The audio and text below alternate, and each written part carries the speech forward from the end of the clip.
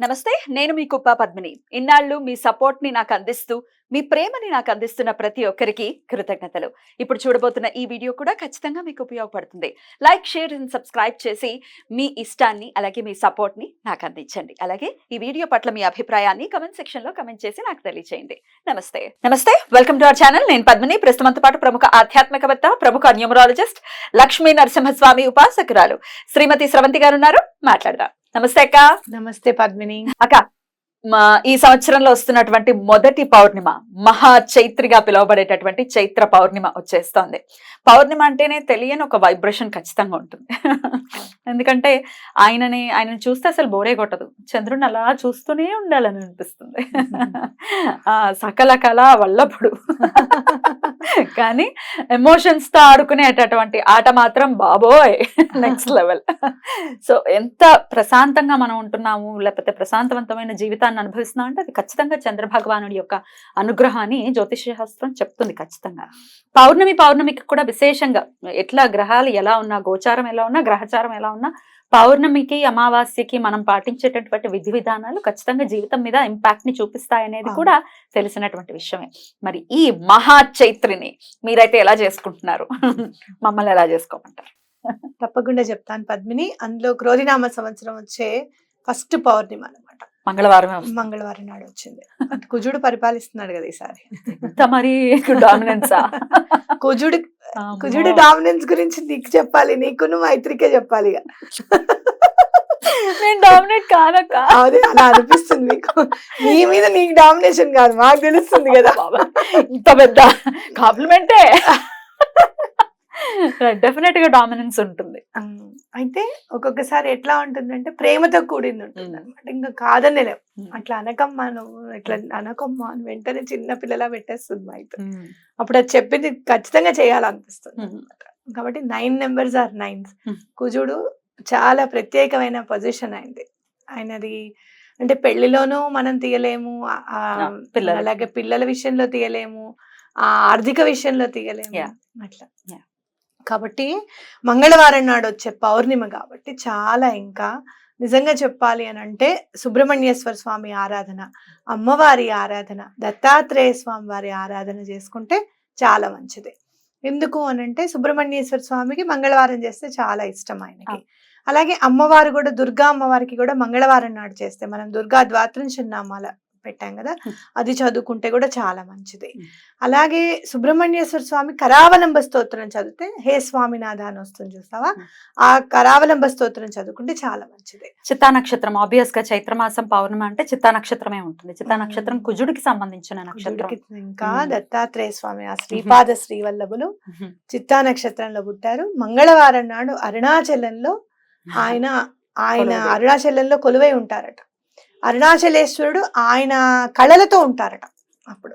కాబట్టి శ్రీపాదుడు కళలతో ఉంటారట. కాబట్టి ఎవరైతే ఈ మంగళవారం నాడు అరుణాచల గిరి ప్రదక్షిణ చేస్తున్నారో వాళ్ళందరికీ కూడా మనం చేతులైతే దండం పెడదాం. ఎందుకనంటే అలాంటి అవకాశం వాళ్ళకి నిజంగా కలిగి వాళ్ళు పౌర్ణమి రోజు వెళ్తున్నారు, చక్కగా గిరి ప్రదక్షిణ చేస్తున్నారు, అసలు అరుణాచలంలో వాళ్ళు కాలు మోపారు అని అంటే వాళ్ళకి ముందు మనం దండం పెట్టుకోవాలి.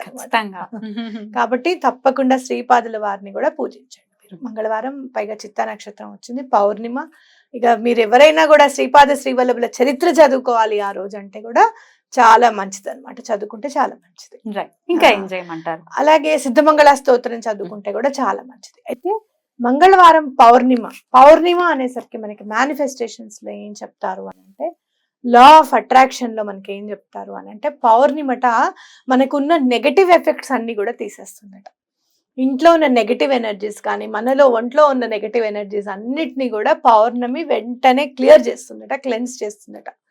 అంటే ఏంటంటే అమావాస్య నుంచి పౌర్ణిమ వరకు ఆ ప్రకృతిలో ఉన్న శక్తిని అంతా కూడా చంద్రుడు తీసుకుంటాడు అనమాట. అవునా? తీసుకొని అమృతమయంగా ఉంటుంది వెన్నెల కూడా. మనం ఏ రోజు కూడా అమృతాన్ని మనం చూడలేదు, ఎలా ఉంటుందో తెలీదు, కానీ చంద్రుడు ఇచ్చే వెలుగులా ఉంటుందట అమృతం. అందుకే వెన్నెల అంటే అమృతమయంగా ఉంటుంది అని అంటారు. అందుకే అలా ఇష్టంగా ఉంటుంది. అందుకే మీకు చీకటిగా అమావాస్య నాడు ఎంత చీకటిగా అయితే ఉంటుందో పౌర్ణమి రోజు అంత వెలుగు ఉంటుంది అనమాట. ఆల్మోస్ట్ మనకి సంధ్యా వేళ కంటే కొంచెం ఇంకా ముందుకు వెళ్ళిపోయి సూర్యుడు అస్తమిచ్చేస్తుంటే ఎలా ఉంటుంది అలానే ఉంటుంది, క్లియర్ గా కనపడుతూ ఉంటాయి అన్ని కూడా మనకి. కాబట్టి పౌర్ణిమ రోజు మనం దండం పెట్టుకోవాల్సింది ఏంటి అని అంటే, మనకున్న నెగటివ్ ఎఫెక్ట్స్ అన్ని కూడా క్లియర్ అయిపోతున్నాయి, మాకు చాలా సంతోషంగా ఉంది ఈ నెగటివ్ ఎఫెక్ట్స్ క్లియర్ అయిపోతున్నట్టు అని నైట్ 11 o'clock తర్వాత మనం మేనిఫెస్టేషన్ చేసుకోవాలి.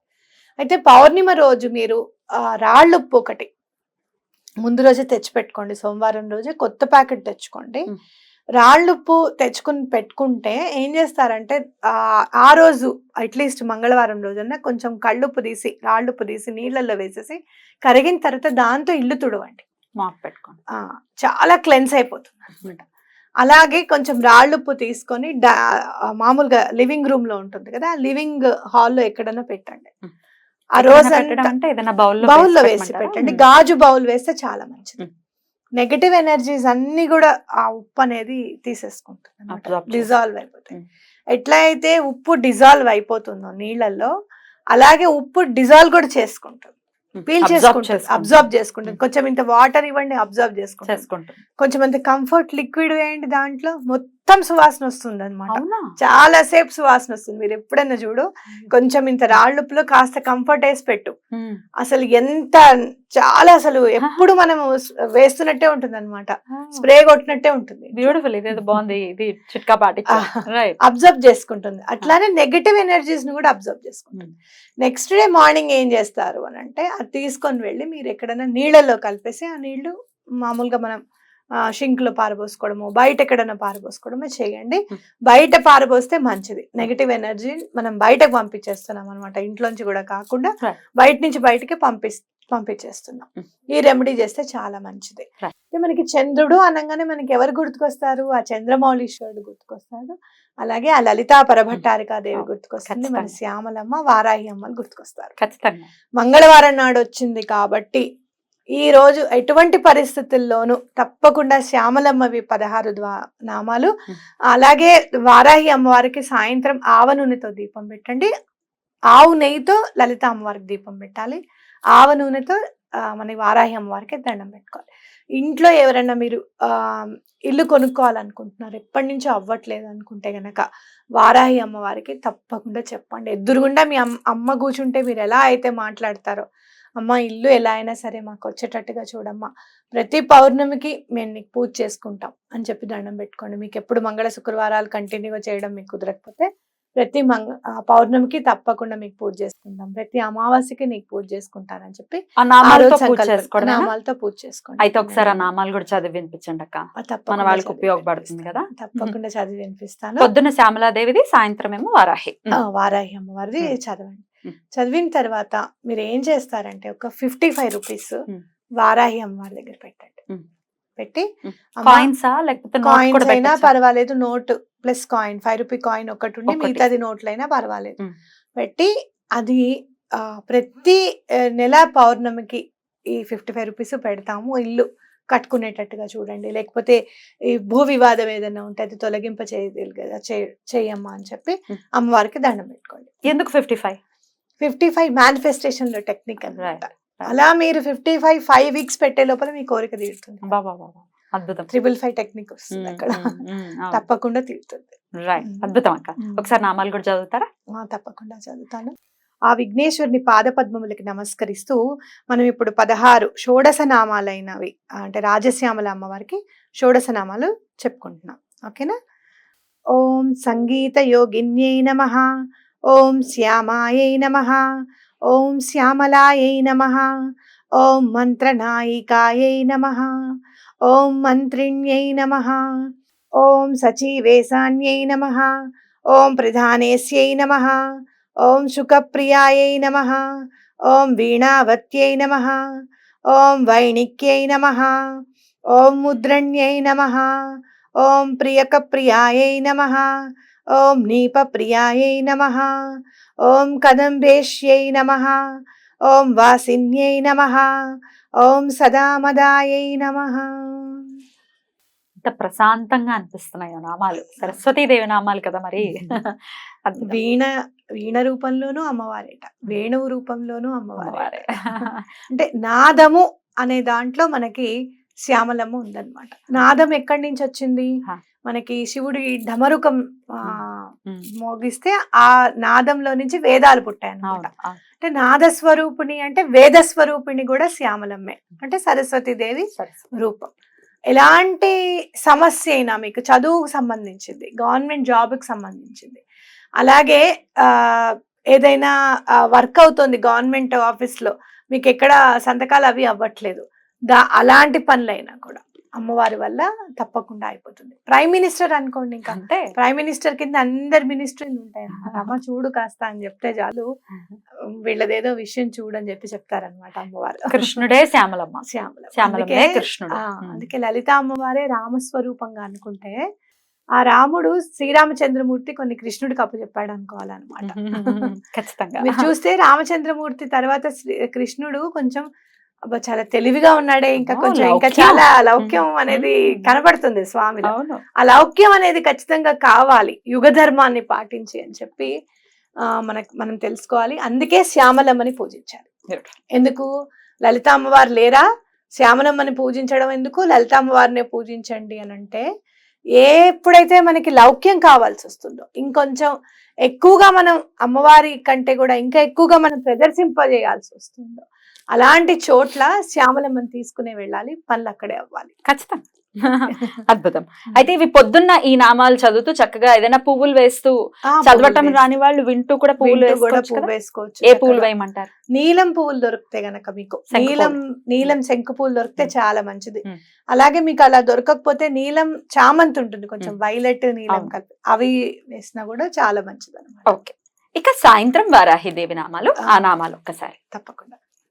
వారాహి నామాలు అయితే అసలు చాలా మిరకిల్ చేస్తాయండి నిజంగా. అవునా?